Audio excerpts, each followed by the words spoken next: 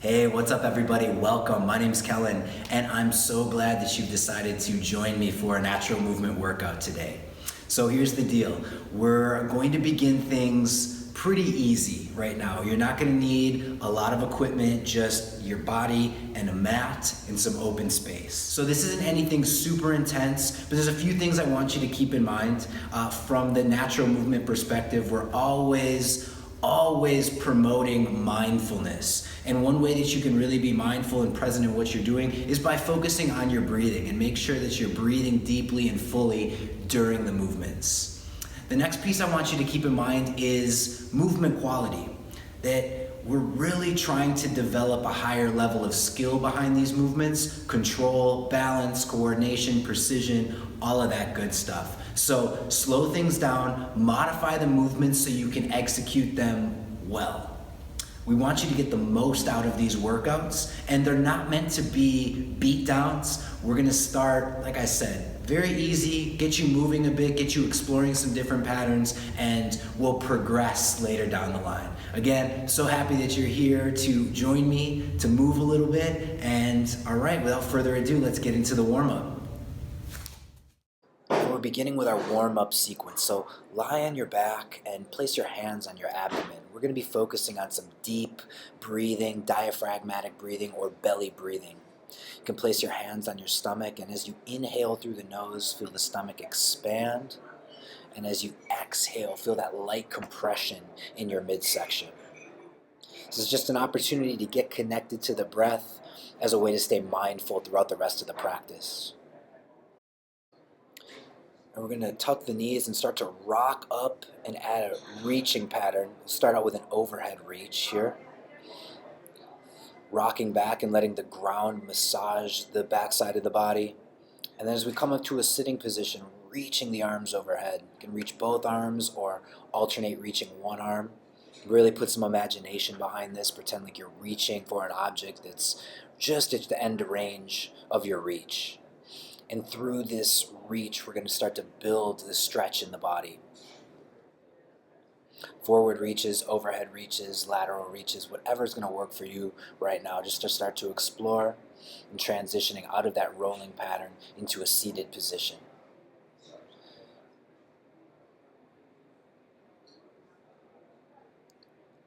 From there, we're going to take the knees to the side and go through some side sit swivels. So my hips and feet stay connected to the ground, and I'm rotating my hips side to side as I finish each rotation, trying to sit tall out of my spine. There's also an opportunity here to add reaching patterns.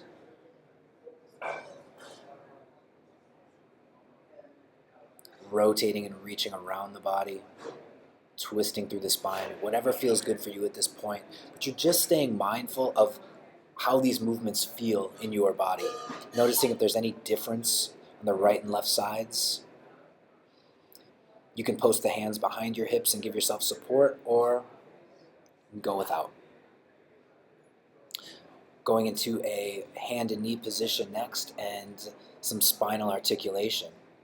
So you might recognize this one from yoga, the cat-cow. But you can also move in circles, you can side bend. Any way that you can start to mobilize, twist, and articulate your spine to loosen up and get ready for our practice today. Make sure to breathe with these movements.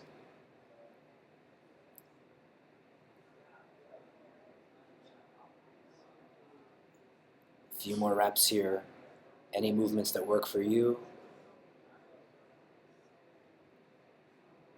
I'm going to set it up and lift the knees and go into a crawling 2-point balance. I'm lifting the opposite hand and foot, finding just a moment of stability before I place the hand and foot down, and then switch.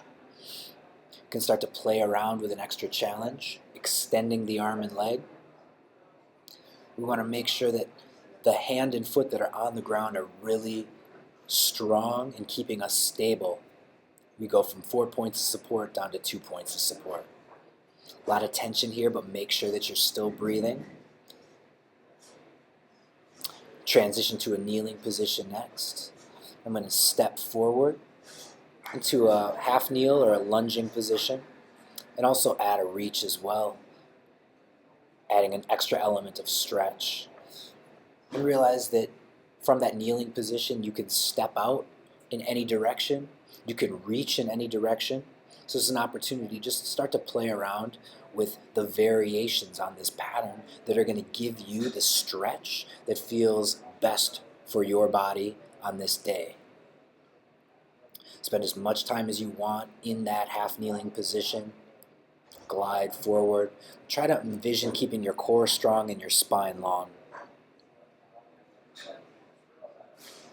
Next, we'll transition back to a kneeling position and just focus on mobilizing the neck, rolling the head, tilting the head side to stretch. Very slow, deliberate movements here. Deep breathing as well. And hunt around all those corners, all that range of motion that you can produce from your cervical vertebrae.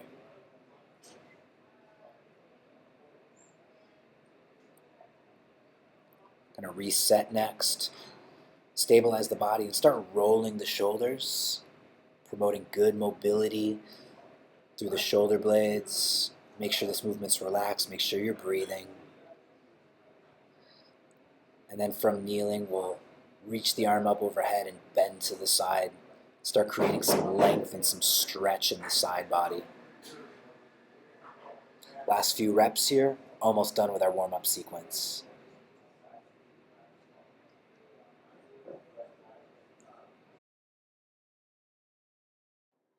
And let's continue on with sequence 1. So starting out in that side sit position, sitting up as tall as you can. You're going to lift up to your knees, call that a split kneel. And then we're going to take the back leg, sweep it forward, switch your legs, unwrap the leg back to the other side, side sit, and stand. I'm going to keep this pattern going.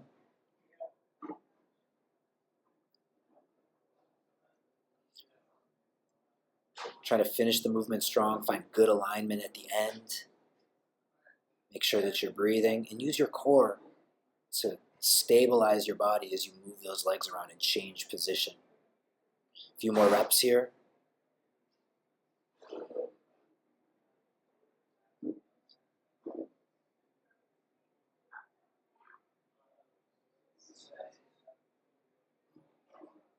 And now we're going to transition into a crawl position, kind of like our 2-point balance from the warm-up, but now we're moving forward and backward.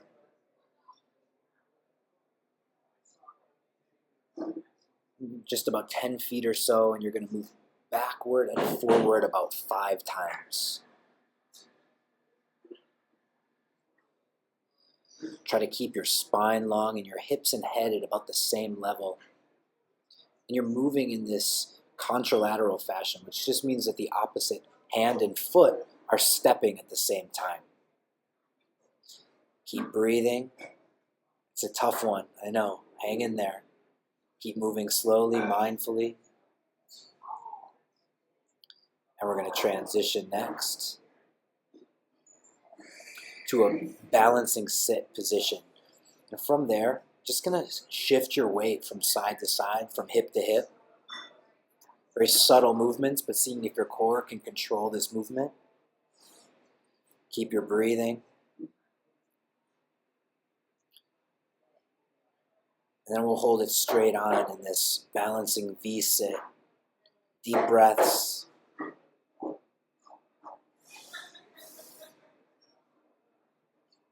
And we're going to go back to the start. We're going to do another round. Here's the beginning of round 2. Same side sit switch with the split kneel. Just adding a few extra movements here. Rising up the split kneel, creating the switch, rising up to the kneel.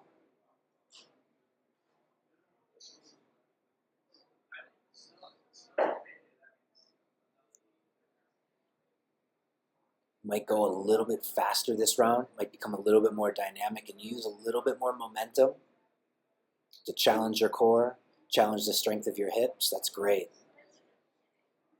These movements will all build on each other. So they're not just isolated exercises, but they're movements that transition into other movements. And we'll see that the more we practice. Right, we're making our transition back to prone crawling now. Again, hands and feet. You can do hands and knees too, that's fine as well. Hands and feet are going to be a little bit more challenging. Keep your spine long and hips and head at the same level and make sure that you're breathing. Try your best to move in that contralateral fashion, opposite hand and foot stepping forward and backward.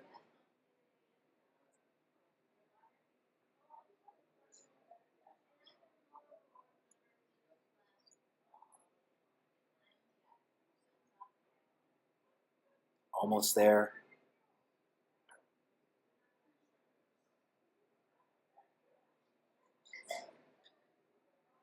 And get yourself centered. Go back to the balancing sit one more time.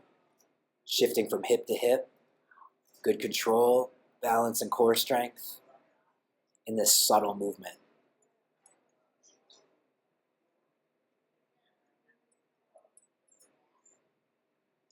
Bring the knees together.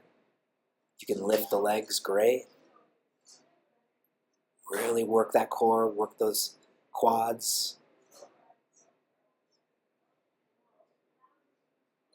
A lot of focus, strength here. Keep working for it, keep breathing.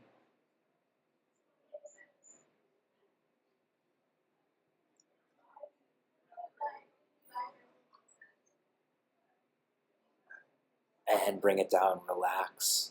So it's the end of our first sequence. We're going to take a little mindfulness break. Just a chance to recover, reset, back in that lying or seated position and working deep belly breathing again. Take your time with this. Oxygenate your body. Just letting that practice sink in and we'll get ready for sequence 2. Now we're coming back with sequence 2, beginning with a rock up to crouch. So I start on my back, I tuck my knees and create some forward momentum to rock up into a half kneeling position. As I come up, you can see my legs are in this figure 4 type position, so I can rock up to a really strong, stable base. My front foot is flat, and I'm stabilizing on my back lower leg. Make sure I can execute this movement on both sides. And I can also assist the movement by posting a hand out to my side and just giving an extra little push off the ground to get up to a strong crouching position. That's perfectly fine. Whatever you need to do to make these movements work for you, it's all good.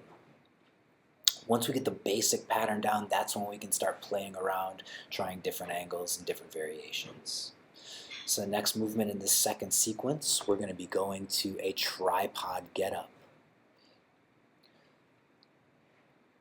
Very slow and deliberate at first. I plant my hand in my opposite foot, and then I take that straight leg and draw it underneath my body and step into a wide stance, and then finish standing all the way up. From a natural movement perspective, this is just a very practical pattern for going from lying on your back or sitting on the ground to standing in a ready position. Very strong, stable base to finish. So making sure you can practice that on both sides. And just this simple action of going from the ground up to standing has a really good metabolic effect. Get a good workout from these simple skills. Let's try some balancing next. A lateral balance into a hinge balance. Take the leg out to the side and then reach it back into a forward hinge. These simple balancing techniques are so key. We're learning to create stability on the standing leg and generate more range of motion, more mobility on the free leg. As I take that leg out to the side, maybe you feel those muscles in the sides of your hips working. As you reach back, you'll feel your core, you'll feel your glutes. If you need to modify this, if you need to have a object to hold on to assist, or it might help to fix your eyes on a focal point to assist your balance. With a little bit of practice, with a lot of consistency, your balance will improve with time. Just a few more reps here. Keep breathing. Keep feeling your way through these movements. And we're going to double back and go in for another round of this second sequence. Back into our rock up to crouch. Now that you've got this pattern down, maybe you can start to add some variation. Add a little bit more speed and intensity. Maybe alternating sides. Perhaps adding in some reaching. Maybe even starting to rotate and change your position. Any of those changes can be made. It's the same movement pattern, but it's just getting used to becoming more adaptive with your movements, and that's a really central point of the natural movement practice. How can your movements assist you in real-world terms? Make that transition back to the tripod get-up. This time we're going to go all the way down to the ground. Again, you can add a little bit more intensity by coming up more quickly, becoming a little bit more dynamic. You can see I'm really locking out that support arm, pushing into the ground, and I'll use the strength of my core to draw my leg underneath my body and step into that wide base of support.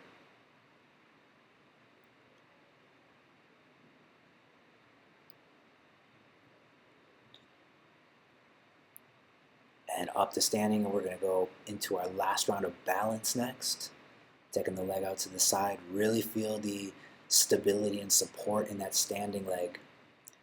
Foot's gripping the ground. Feeling that tension all the way up to the hip of the standing leg. And that stability from the hip into the core is going to keep us balanced, keep us fixed, and able to go from this lateral balance into the hinge balance. You can move quickly or you can move slowly. They both have benefit here, but give yourself the opportunity to be successful with this. So if you need to hold on to an object to assist your balance, do so. Whatever you need to do to educate your body and teach your body about better balance. It's really easy to think that balance is something that's a fixed trait.